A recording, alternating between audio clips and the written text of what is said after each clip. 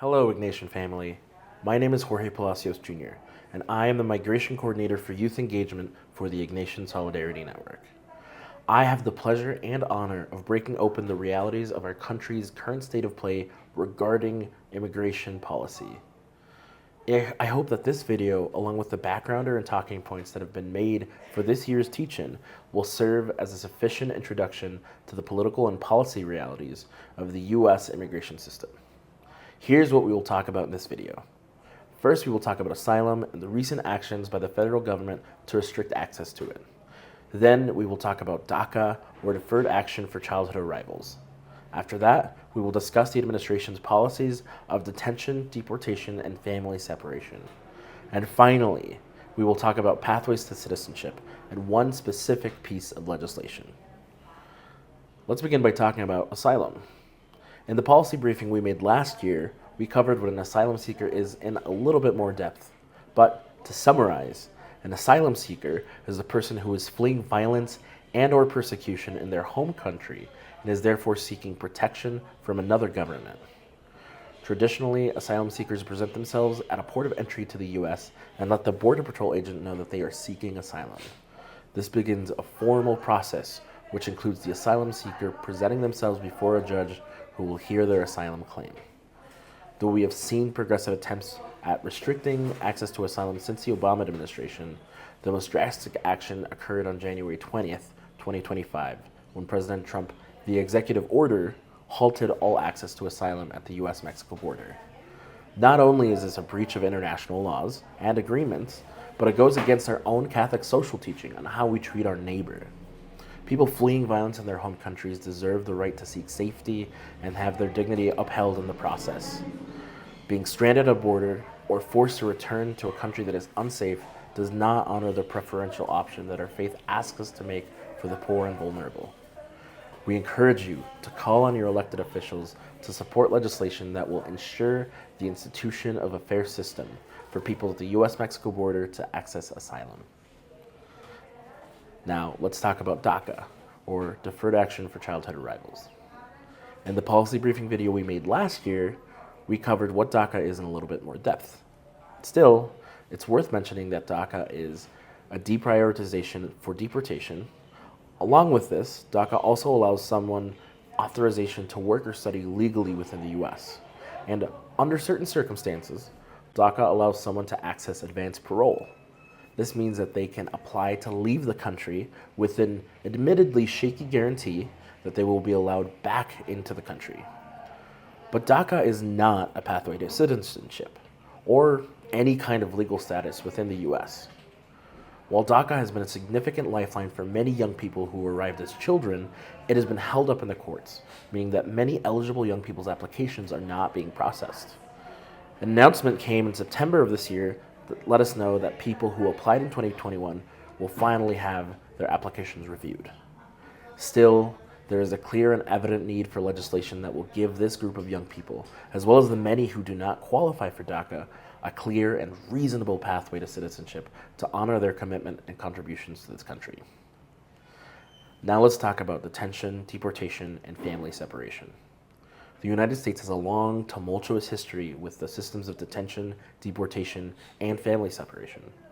Still, this administration has made headlines since the inauguration of President Trump in January for the ways in which they have mobilized Immigration and Customs Enforcement, or ICE, to begin removing non-citizens. There were many promises made during the presidential election campaign last year by President Trump that he would mainly target those with a criminal history. But the truth is that ICE has detained and deported many non-citizens without any criminal history. This has been significantly aided by actions such as removing internal directives from DHS that prevented agents from making arrests in sensitive locations. This includes churches, schools, courthouses, and hospitals. In addition, we've seen political, immigrant, and labor activists who are non-citizens also being detained and, in some cases, deported in what were often targeted arrests. But most often, the stories that we are hearing across the Ignatian family are those of families being torn apart by detention and deportation. A mother being separated from her children, a father being deported back to a country he has not seen in decades, or a DACA recipient detained for months.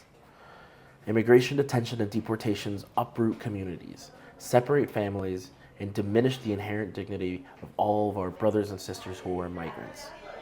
The process by which this administration is detaining and deporting individuals is cruel, and the conditions that many experience while detained and being deported are often inhumane. We urge you to ask your elected officials to call for an end to the dehumanizing mechanisms of the systems of detention, deportation, and family separation that instill fear, cause deep hurt, and leave communities with wounds. It is in light of these realities, both historic and recent, that the need for lasting, meaningful legislation that upholds the dignity of migrants is even more evident. One such type of legislation that we would like to see is one that creates pathways to citizenship for many of the 11 million undocumented people living in the U.S. This Advocacy Day, we ask that you call on your elected officials to help pass the Registry Act. In the policy briefing video we made last year, we covered the Registry Act, also known by its official title, the Renewing Immigration's Provisions of the Immigration Act of 1929, in a little bit more depth. Still, it's worth mentioning that this bill would provide long-term residents meaningful access to the legal immigration system by updating Section 249 of the Immigration and Nationality Act, known as the Registry. The Registry statute was first enacted in 1929 and has been modified 4 times. However, it has remained unchanged since 1986, and to qualify today, an immigrant must have lived in the U.S. since January 1st of 1972, more than 50 years ago.